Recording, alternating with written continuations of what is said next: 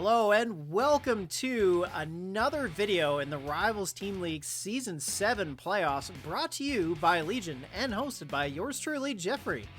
Alright, so we're going to bring you another exciting series. This is definitely not going to be one you want to miss. We got two really strong players here, and yeah, this is going to be really good. Alright, so in case you're not familiar with Rivals Team League, let's just go over that real quick. So, in the regular season, each week, teams face off against another team in their group in a round-robin format. Matches consist of 5 1v1 sets played by different players from the team's roster, and the team that's won more sets will win the match. If sets end up becoming tied, then the team with more map wins will win. And then from there, the top 8 teams will move on to proceed to the playoffs, which is where we're at now. And the playoffs will comprise of a single elimination bracket based on group rankings from the regular season and will last about 3 to 4 weeks. So we got lots of great series to come, so stay tuned, guys. There's going to be a lot more great games to come. So with that said, let's move on to our first game. All right, so we've got 54188, also known as Peter, facing off against Oguz Kagan. We got another Beer Chuggies versus Turkish Gambit match, which is going to be really interesting. We have another, this is the first seeded team in the Rivals Team League against the 8th seeded team. And here we see the decks are almost a mirror, as all the units are basically the same, except for the commander, which is Solomon from Peter and Jackson from Oguz. Of course, here on Blind Spot, these decks make a lot of sense, as both decks comprise of pretty much the fastest flying units from GDI. They can be spammed to the pads if need be, jump jets being able to go over those rocks in the missile silo, as well as the drone swarms, the orcas, and the hammerheads. So not too surprising to see a deck like this from both players on a map like this. And generally the key there is who gets onto the pads first, who's able to secure the better matchups, because the pads are so far spread apart that it gets really hard to switch units back and forth between them. So it really does depend a lot on how the matchups go. Well, with that out of the way, let's jump into game number 1.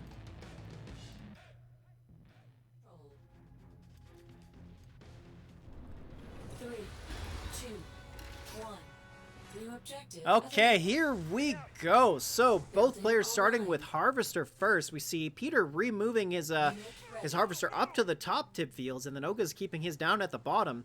And typically you see that happen because it's pretty easy to pressure the Harvester when it's down at the bottom and close to the base. But, you know, in a game like this between players of this caliber, you probably don't expect to see too much of that. So both players opening up with the same unit means that we're going to see a bit of a stalemate here until the first tech switch. And it looks like Oguz is going to be the first one to do that, as he's opened up his helipad, and that means here comes Drone Swarm. So yes, Drone Swarm comes out, starts to push back these riflemen, and that opens up Peter to go for the first tech switch of his own, which is going to be Pitbull. So again here, we're seeing a little bit of a stalemate with the pads so spread apart. This Pitbull really can't get at the drone swarms very easily. It's quite easy to move them out of the way, and nice movement here as Peter does move up to that top pad to apply some pressure. Gets the rifleman advantage, but the drone swarms do get onto that pad. They're going to switch things over here, and it's going to make it very difficult. So he needs to try and move things over, but nice switcher from Oguz onto that top right to move the jump jets over, blocking the Pitbull just a little bit. Orca coming out from Oguz here on the bottom pad is going to hold things. Won't clear the rifleman in any time soon, but doesn't matter. Peter's not able to get onto that far right pad, and Oguz takes the first missile. So now Peter, backing up, has a hammerhead come out to push back this Orca, and Oguz does have his own hammerhead to rely on, and I believe he's going to save up for that to try and counter it, but I think a Pitbull would be likely a better choice here, as he doesn't have anything else besides Pitbull to deal with it. However, having said that, now we're going to apply some pressure onto the Harvester, gets a full volley on there. Jump Jets try to block the hammer, but now the hammer does get onto it, so it looks like he's going to lose that, and doesn't even take down the Harvester at the same time, so pretty good value trade there for Peter.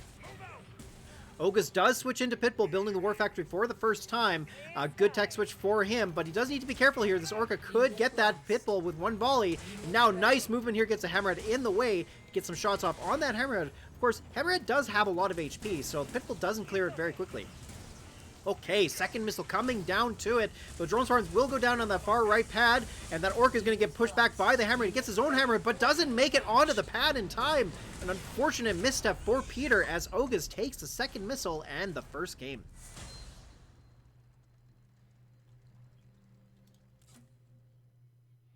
Wow, well played there by Oguz. He just had better positional advantage on the map, like we talked about before. Really does matter where you get your matchups on that map, as it's difficult to spread your units around and, you know, be able to switch between the pads. So that was great play there from Oguz. He was able to protect his investments quite well. The only misstep, I would say, was that Orca on the top left where he got that hammerhead, basically let it just take care of it. So I think that was a bit of a misstep, but Peter had a lot of trouble trying to get at, you know, Orcas, and also it was a nice tech switch from Oguz near the end there to switch over to Pitbull, as that really did help him secure against the drone swarms and really just, yeah, push Peter right off the pads. So a little bit surprising to see that, as we expected a little bit more from a player like Peter, but hey, you know, it's only game number 1 and this potentially could go to 5, so we'll see. Let's see what game number 2 holds.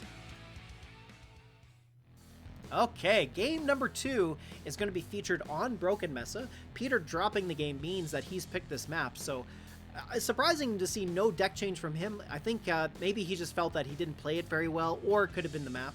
As you know, you don't see blind spot too much. It's an event-based map, so you don't see it in the ladder at all, and not too familiar with it. So perhaps he's thinking, you know what, I know this deck really well, I just didn't play it well enough, I'm going to keep with it. Oguz, however, does make a change as he switched over into a still triple air deck running Jackson, but he's switched over from Drone Storm to Talon. He's got Razorback instead of Hammerhead, and of course is still running Orca. Now, a big difference in this matchup is going to be Hammerhead, because Hammerhead here is very, very good.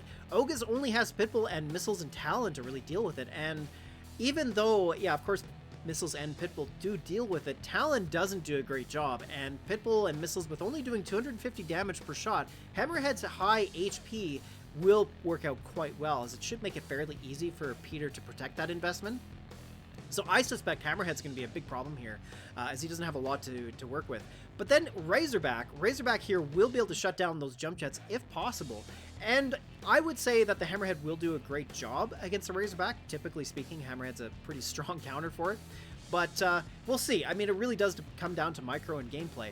On a map here like Broken Mesa, though, it's not super important, of course, having a lot of air units, as the pads are relatively close together. And I don't suspect that's going to play a material difference here, as a map like this is pretty even-keeled. You could run a large variety of decks. Even 2-range decks work pretty well here, but air decks, you know, anything is likely to work out well, except maybe like super unit or heavy tech decks. I don't think those would work well here with the split-apart tip fields. But either way, it's going to be another great match, I feel. So, without waiting too much longer here, let's jump into it.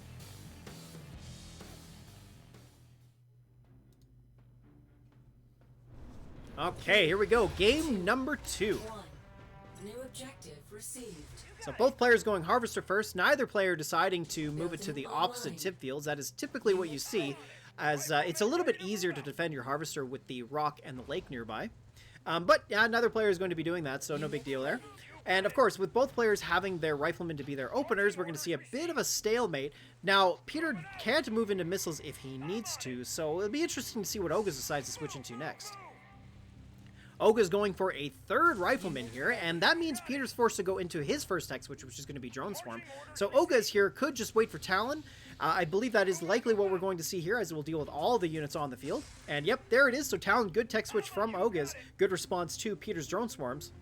But here on these 3-pad maps, you know, the fact is that they're a little bit spread apart. So he does need to be a bit careful and make sure that he's got his units in good position here, as he is doing a pretty good job here, but those drone swarms are gaining some value, and that allows Peter to actually wait long enough to get that Hammerhead out. As you see, the missile's been stalled for quite some time.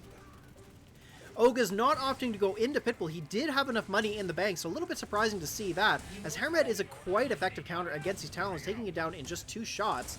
And now here we see Oguz switch it over into his War Factory Pitbull, and that's hopefully what you wanted to see a little bit earlier. But can Peter take this first missile here? It's not looking pretty good here. Okay, wait a minute. So Talon gets on that top ad. It will go down to that Pitbull eventually, and he's going to take it down here. This Hammerhead's about to go down to this lone Pitbull here, though, and he gets a block on the middle pad as well. Talon and the Pitbull down on the bottom right clear the Rifleman, and this Orca is going to come out and potentially get this Pitbull. So it's looking like a bit of a stalemate here. Pretty close missile here, but look at that. Wow. That low HP Hammerhead just could not last against the Pitbull, and that allowed Oguz to take that first missile. Major structural damage Wow, received. really tight missile there from both players. They both, because of the amount of time spent, we're at about a minute 50 here for that first missile. So enough time for both players to get all 3 buildings online. And that's part of why that first missile was so tight, was simply because everybody had access to all of their units in their decks. Unit lost. Oh boy, so a little bit of a misstep there from Oguz, losing that Orca to those Pitbulls. Here we see a little bit of micro prowess from Peter as he's starting to come online. And nice movement here. Got those riflemen dealing with the missiles. Talon coming up as well. A little bit of a problem there, of course. The Talon is a pretty slow anti-infantry unit, but does a fairly good job. Pitbull does go down to those missiles, and Oguz here building double missile. A little bit of a overinvestment, in my opinion, as there's only 1 Pitbull on the field here, so it's going to make Peter pretty effectively deal with these missiles with those riflemen. Talon now trying to split up this rifleman, but not doing a good enough job. The jump just sitting up there, not doing a whole lot, but doesn't really matter too much. Peter's got 2 Pitbulls. They're going to send one up to that top pad. The jump jets are going to last just long enough against the slow Talon there, and we'll take it down in 1 shot. There we go. Now Hammer dealing with the Orca. He's pushing Oguz back, and it looks like with all 3 pads covered, there we go. Peter makes a comeback, winning the first missile of the series. Unit lost. So a little bit of a switch there from Peter, as, you know, he really did a great job relying on Pitbulls to shut down any of those Talons. And Oguz, I think, overinvested into missiles and Talons just a bit too much. And I get the sense that he doesn't really understand how effective Pitbull can be, as, you know, he really needs to make more of them. So there we do see a Pitbull come out here. He's got covered with those missiles as well. He's going to deal with those drone swarms pretty quickly. Now he's starting to get more Pitbulls online. This is exactly what you want to see. These jump jets are going to be pretty effective. However, Oguz does have Razorback and tons of money if he really wants to shut them down. But this Hammerhead, I tell you, it is doing some real damage as it's shutting down any potential high-cost air options from Oguz, which is really where he needs to be. And with that forward radar, it is a nasty unit indeed. So drone storms up on the top left, start to clear the riflemen. Oguz starting to fall apart a little bit here. Looks like he's starting to forget some of his matchups. We've got an Orca coming out from Peter here as well to start shutting down these Pitbulls, and it's looking pretty good here as long as Peter can maintain this. So you think he's got this. All right, so here we go. Ion Cannon coming down, moves his unit out of the way, clears that top Hex, only getting a 130 for 20 cost, but might just be enough as a tempo play. And look at that, Orca clearing the Pitbull, moves the Harvester just in time as well, and there it is. Peter makes a comeback, winning 2 missiles in the last part there, taking game number 2.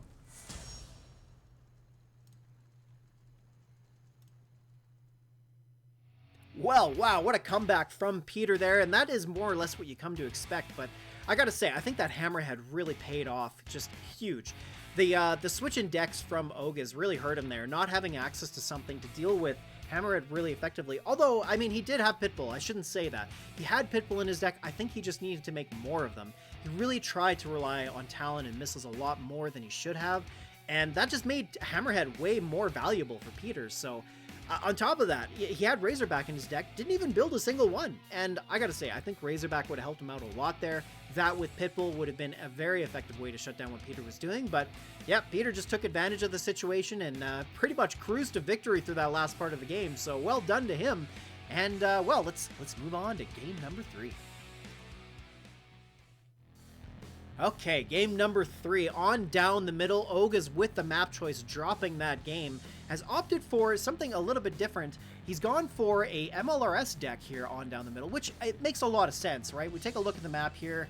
This has the middle silo in the middle with the 2 pads on the top and bottom. So MLRS in the right position can effectively deal with just about everything on the map. So that is going to be interesting. Now, he's also decided to shore it up with Slingshot. Now, Slingshot is a good unit in certain cases, but without MSV, I'm not so sure this is going to work out so well for him. We are in a map where it is favorable, but I don't know. I mean, Peter does have access to jump jets. He's got Orca, and he's got Pitbulls as well. And Oguz doesn't have his own Pitbulls. He's got to really rely heavily on jump jets and MLRS to shut down any oncoming vehicles. So Pitbulls could be a bit of a problem here. Just depends really on how Oguz decides to play this deck out. And I gotta say, I mean, he has been playing quite well so far throughout the series. There's been some pretty tight missiles, so maybe. It really depends on his experience with the unit. But hey, you know, let's find out and see, can Oguz make this work?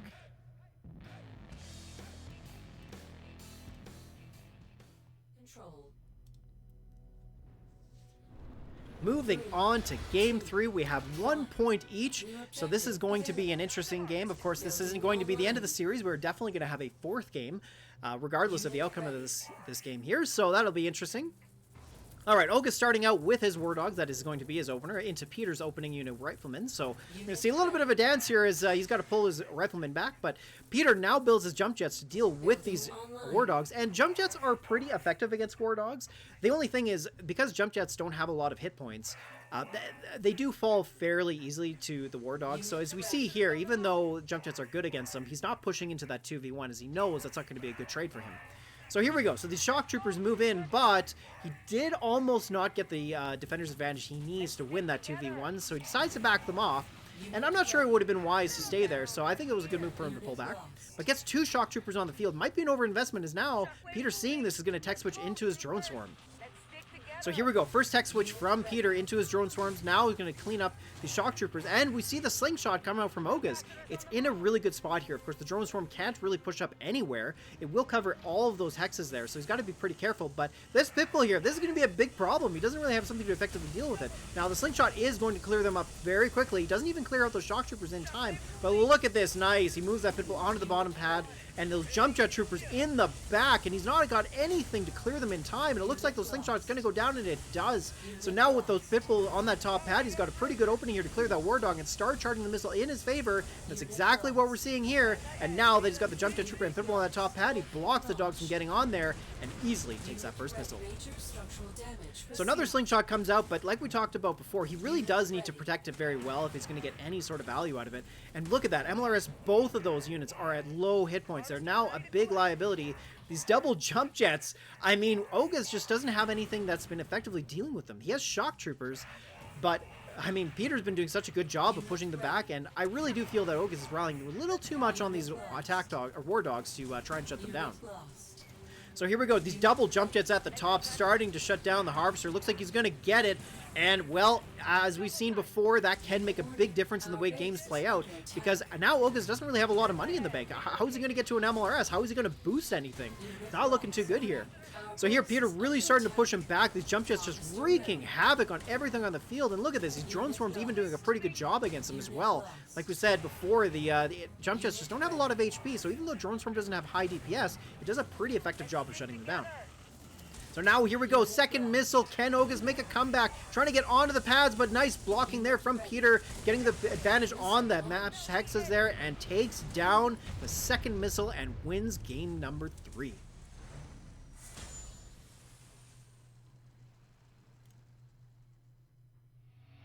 Well, I think we're starting to see Peter really wake up here, as that was a very strong game from him. Those Jump Jets, holy cow, they've really just paid huge dividends there, as Oguz just didn't deal with them very effectively. He did have Shock Troopers in his deck. There was a way for him to win that, but the Drone Swarm combined with the Jump Jet Troopers, a pretty strong combination. I'm not sure what else he could have done there. I think he needed more shocks available. Also, he really didn't protect the MLRS and Slingshots very well. As we saw in that first missile, the Slingshot got taken out by the Jump Jets just moving through the back, and with Pitbull being such a problem for Oguz to deal with, it made it very easy for Peter to hold those pads, stall the missile out, and yeah, take the victory eventually. Like we've seen before, like these games, the stalling has paid out a lot, and sure, it's made for some tight missiles, but it's also allowed for the person with the better deck to get all of their options online, which once that happens, the game gets very difficult from there. So I gotta say, Peter really well played. Oguz not too much of a slouch either. You know, he's doing his best, but it's just not enough. Okay, well, that was not the end of the series. We still do have one more game to go. It is 2-1 at this point, so let's hop into game number 4. And with Oguz losing that game, he does have map choice once again. He's decided to go onto Twin Pillars this time. And look at the deck. He's gone with the exact same thing that he played in game number 1. I have a feeling that's got to be his comfort deck. Usually when you're in a position like this where it's do or die, you decide to play something that ends up being comfortable for you and something you're very familiar with. So I suspect that's the case for Oguz here.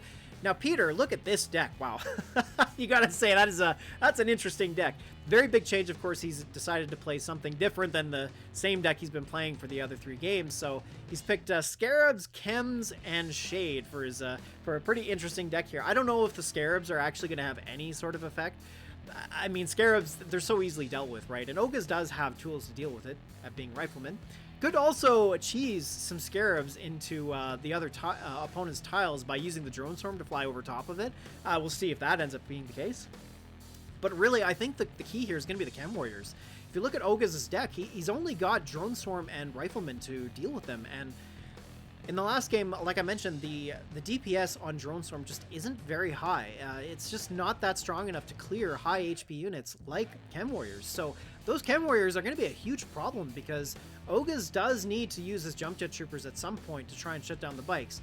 Now, he does have Orca, but the problem is if you're relying heavily on Orca, that's going to be very expensive. So then he's going to really have to rely on his Pitbull, and if that comes to be, Peter does have Shade to shut that down as well, and he's also got lasers in a deck.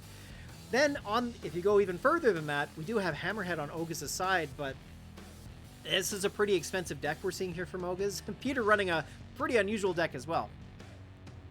Looking at the map, I can't say that there's any real advantage one way or the other. I think having flying units will be helpful as they can fly over that missile silo to get to the top pad if need be. But I think both players have decks that are going to work fairly well on this map, so I can't really see an advantage for one player one way or the other. Although I gotta say, the Scarabs are a little bit interesting. I think that might be a bit of a misplay from Peter, as I don't think they're going to be very good. But hey, you know, we've seen crazier things happen. So, well, let's jump into the game and find out.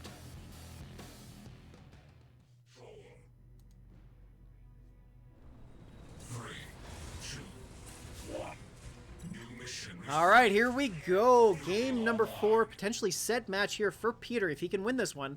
And if he does, I gotta say, I'll be impressed. He's using a pretty odd deck. But like I said, I think the Chem Warriors are going to be a huge problem. Okay, so Peter starts off with his own militants, and then Oguz deciding to go into Rifleman. A very standard opening here. This is what you expect to see, and of course we're going to wonder who's going to make the first tech switch. And I believe Peter will get into his chems, but no, actually no, he's going to go into the third Rifleman here. Sorry, militants, and Oguz is going to do the same, so a bit of a stalemate as we start off this game. And Oguz, okay, so he's going to make the first tech switch. As we see, he's decided to build Drone Storm, and Peter anticipating that. Look at that, he's gone into his War Factory. So yes, very, very smart play from Peter, as he's going to deal with these Drone Storms pretty effectively. So one volley from the attack bikes, get onto the Drone Storm, leaving 2 models left, meaning their DPS is just tanked completely. Not going to be much use to him now. And here we go. So the Riflemen do target the militants, which is good. He didn't target the bikes instead, but still, he's got those extra bike volleys off onto them, so ends up losing that. Now the jump just coming out, and as we talked about before, these Chem Warriors are going to be a huge problem. The Drone Storms just can't effectively deal with them, and these attack bikes are quite effective at dealing with the Drone Storm. Seth Drill Pod coming up. It's going to start to take care of those Jump Jet Troopers. He moves it onto the pad, and oh, wait a minute. No, it doesn't get it on there quite quick enough, but doesn't matter. Here we go. The Orca on the top pad's not going to really do a whole lot. Gets one volley from the attack bikes. These Jump Jet Troopers not really doing anything against these lasers, and now the Chem Warrior's getting some damage there. Bikes move on to the bottom, but oh, that was real close there. Got the Jump Jets dealt with in time. Stalled the missile. The drones from down move on to the pad with the lasers there as well. Clear them very quickly, and this Orca with one missile reloaded isn't going to be able to clear these attack bikes very quickly. So nice movement here from Peter, swapping his back and forth, gets the Chem Warriors in place, and they are going to do exactly what they do best, which is just have tons of hit points and hold steady. So with that underway, Oguz, realizing he had lost the missile, moves his Orca over, getting a volley off onto the Harvester, trying to get a little bit of value just before they go down, and Peter very easily clearing them with those lasers. So yes, like we talked about before, these the Drone Storms just not being highly effective. Oguz is really relying on Orca and Drone Storm to try and shut this game plan down, but Peter, with his wonderful micro, is just shutting them down so effectively, and that is a big problem, right? Orca is a difficult unit to micro. It can be easily manipulated, as you know, you can dance in and out of its range and cause it to not fire, and something that Peter probably knows how to do. Having said that, though, Oguz does manage to get one volley off onto those attack bikes on the bottom right, clearing one so far. But look, we got Scarabs on the pads now. Does move that Orca up, and it's about to reload. We'll get most of those bikes down. However, nice, he actually does manage to clear both of those Scarabs there. Gets the Drone Storm some value there. But can he manage to take this missile here? The Chem Warrior is just holding tight. So much hit points, he can't clear them in time. And look at this. Peter's got all 3 pads. Didn't even need to get those Flamers onto the pads to really use that Seth Drill Pod, and takes the game down, wins the set. Well done to Peter there, and commiserations to Oguz. Well played, but yep, I gotta say, Peter Peter's decks were just a little bit too difficult to deal with, and I gotta say, wow, Peter is a real tough player to play against.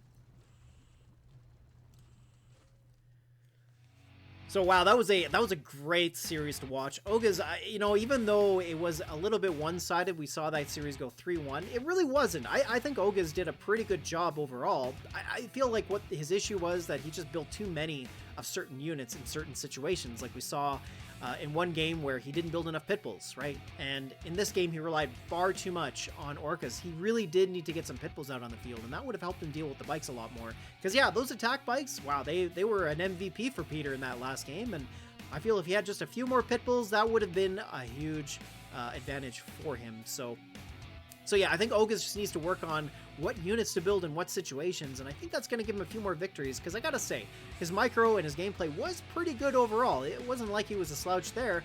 It was just, yeah, the wrong units at the wrong time. Alright guys, well I hope you enjoyed that one. That was an exciting series, really fun to see that happen, and you know, that's why we're recording these games. Rivals Team League has some of the best games to offer in this team-based format, and that's why we're putting them out here. So I hope you enjoyed it. Let us know down in the comments below what you thought, and consider subscribing and throwing us a like, as that always helps us out. And yeah, I just want to give a quick shout out to the Legion team here: Kenny Emmy, Oro99, Odyssey, Sandstar, and Viper for providing the beautiful art that you're looking at here. Without these guys, none of this is possible, and if you want to consider supporting us, it goes a long way. There's a link there on the video, and I'll also put it down in the description below. Even just a few bucks, it helps us out a lot. You know, if a whole bunch of people donated just $1 or $2, that would give us plenty to work with, and that helps us fuel our pool prizes, and it helps keep us going. So if you want to see more of us, more of what we're doing, then yeah, consider supporting us that way. But either way, thanks for watching, guys, and we'll see you on the next one.